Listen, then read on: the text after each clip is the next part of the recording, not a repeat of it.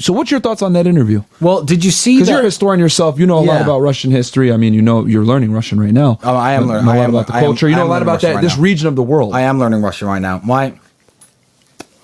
My thoughts on the interview is my whole perspective on the situation. I could talk about in depth, and what I think the Americans need to understand is this, and what people who don't know the Ukraine-Russia relationship need to understand is this. I believe it was a very nasty trick for the West to make Ukrainians think that they're one of us.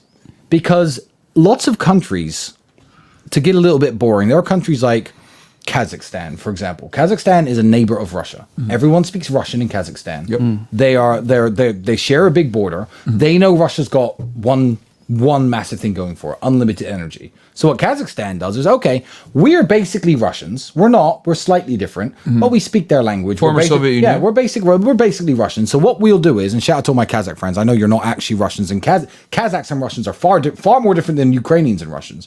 They say, look, we're part of this part of the world. Let's team up with our big brother next door. Let's use their good, cheap energy, and let's build this amazing country. And Kazakhstan has gone from a third world shithole to a real fucking economically powerful country in a very short period of time because they made friends with who was close to them. And I feel like the greatest trick that's been pulled on Ukrainian people, who, by the way, Russian is their first language. Most Ukrainians speak Russian as a first language. When I was born, Ukraine was not, and I know Ukrainians will argue about this. Oh, well, it was, Ukraine translates in Russian to like on the edge or on the border of what? The Russian Empire. It's essentially a Russian state. And the greatest trick that's ever been pulled on Ukrainian people, especially the young ones, is for the Americans and the Canadians and the British and the Germans, the NATO people, to make you think as a Ukrainian, you can look in the mirror and think, yeah, I'm not Russian. I'm like the Americans. I'm like a Frenchman. Dangle that NATO membership. No, you're not. No, you are not like a Frenchman or an American or a Brit. You're not, and they will never see you as one of them. To us and to Americans, to a lot of people, you're just Russians. So team up with your big brother next door, use the cheap energy, and create the best country ever. You got the best agricultural farmland. There was so much untapped potential in that country. Yeah. However, they were psyoped into thinking, yeah, the West, that's our people. Look at where you are on a fucking map. You are not the West. And it was a fucking sick trick that they pulled on the Ukrainian people. And even young Ukrainian people nowadays I meet who... They dangled NATO membership to them for so long. Yeah, well, why can't we join the West? Look at the fucking map. You're not the West. You are, in fact, a Russian state. You speak Russian. You have great relations with it. Well, you used to have great relations with the Russians. And yeah... Before Zelensky, who was it before? Poroshenko. Yes. And then the guy who began with Y before that who pulled the coup. But anyway, long story short...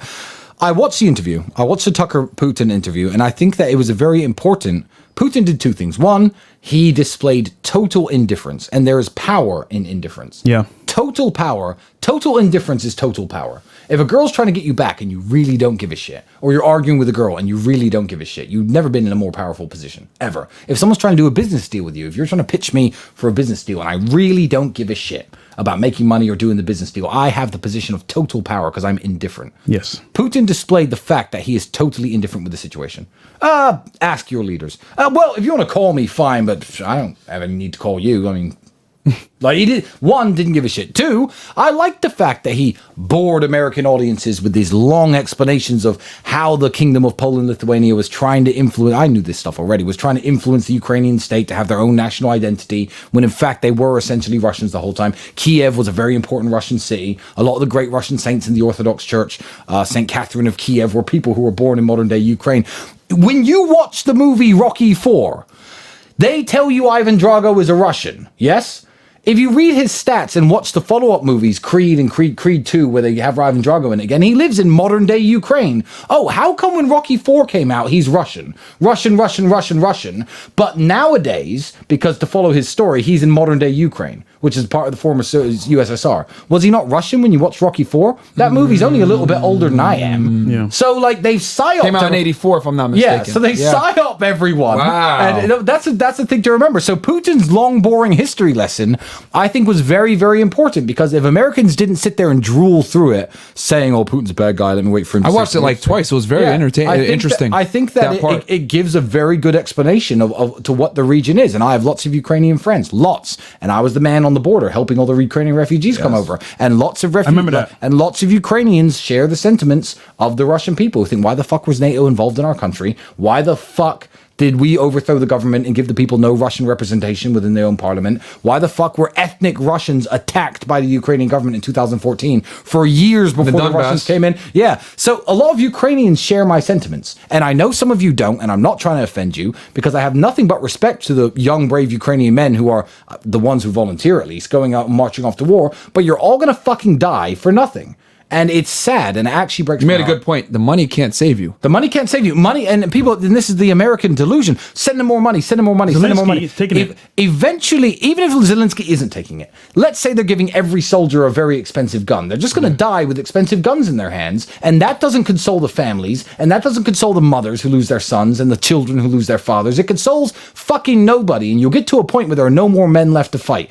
Dollar bills can't fire weapons. You need men on the ground at the end of the day. And I think Ukrainians are actually getting sick of it. I think they're getting sick of it. They're trying to round them up, throw them in vans, send them off to the front. My friend's stepfather was mobilized against his will. And it's really fucking sad. And he's how old? 50? Yeah, he's 51. And it's really fucking Won a sad. war at 51. So Putin's interview was very important because he let the world know what's actually going on. These are things that I have tweets going out way before the Putin interview saying, well, the war started in 2014. It was a civil war between the Ukrainians. The Russians stepped in. I've said all this stuff. And I think Putin's interview was very important. Isn't it crazy how Americans didn't know? They think the war started in 2022 or whatever it was, but they don't realize that it actually started 8 years before. 8 years before. Tristan, why did he speak only Russian and not English? Why would he speak English? Why would he risk making one mistake when he speaks perfect Russian? He does speak English, by the way. He speaks English. A lot of people don't know that. Yeah, he speaks English. He speaks German. He speaks a bunch of different languages. I feel like Putin is he's a very, very pragmatic man. He's a very deep thinker. He's a chess player, judo black belt as well. Very intelligent man. I feel like he doesn't ever want to be in a position where anyone can say he's been misunderstood. Okay. I think the only words he's ever said in English on camera were at the beginning of the Russian Winter Olympics, where he says, "Welcome to Russia." I think that's the only words in English he's ever been caught saying on camera. But it's well known that he does speak perfect English. Yeah, he's former KGB. Yeah, but it's his language. You come to my country to speak to me about topics that involve me in my country. I'm going to speak to you in my language. It's a power move. Yeah. And good for him. And Putin's not perfect. No politician is perfect. However, Americans do need to understand the history of the region. And I liked the interview because he educated people as to the history of the region. Most Americans don't know. Yeah, and in the mainstream media, of course, he says basic stuff. Oh, I have no interest in attacking Poland, starting World War III. I have no interest in invading Lithuania and starting World War III. Why would I do that? I'm not stupid. That's crazy. Why would I try and start a war with NATO that's going to go nuclear? I'm not going to do that. The BBC the next day, Putin clearly wants to invade the rest of the world after Ukraine. Yeah. Because they're trying to scare people into ponying up their tax dollars and voluntarily and willingly giving their money away to these young men who are just going to die with their expensive weapons if they get the money in the fucking first place. And it's sad. It's really, really sad. And it breaks my heart. Because it's one country over. Yeah. And these and we're right here. Yeah, and I've got nothing against the Ukrainian men or the Ukrainian people. Nothing. It's interesting because I think at this point Russia has something like 25% of Ukraine, mostly Eastern ethnic Russians anyway. Yes, they took the areas they Donbass. Do you foresee that they're gonna continue to advance on, or they're gonna probably just keep it as is and let Ukraine have the rest? I mean, they're willing to negotiate, but Zelensky doesn't want to fucking negotiate. To negotiate. That's nothing too. Putin wants to negotiate. He wants more money. My opinion on the situation is as follows. I believe what Vladimir Putin says, not what he said in the Tucker interview, actually, but what he says to his own state media, because I listened to a lot of what he says. When he said, for 8 years, they were committing a genocide against ethnic Russians within Ukraine, and I jumped in to stop them. The fact that he didn't attack Kiev with full vigor, the fact that he didn't attack Lviv and these other cities with full vigor, the fact that he's not positioning himself to take the Ukrainian areas where I guess the Ukrainian language is the first language and there are no ethnic Russians there. The fact that he immediately took all the areas that are filled with ethnic Russians, fortified it, and didn't seem to give a shit about moving any further, I think he made a point of saying even though they could. I think that they got hypersonic missiles. They got all the stuff that we got, guys, in America. Russia could conquer Ukraine. Yeah. Very easily. I said they could have done it in a day. Yeah. They could have done what America does. Airstrikes for 1 or 2 days.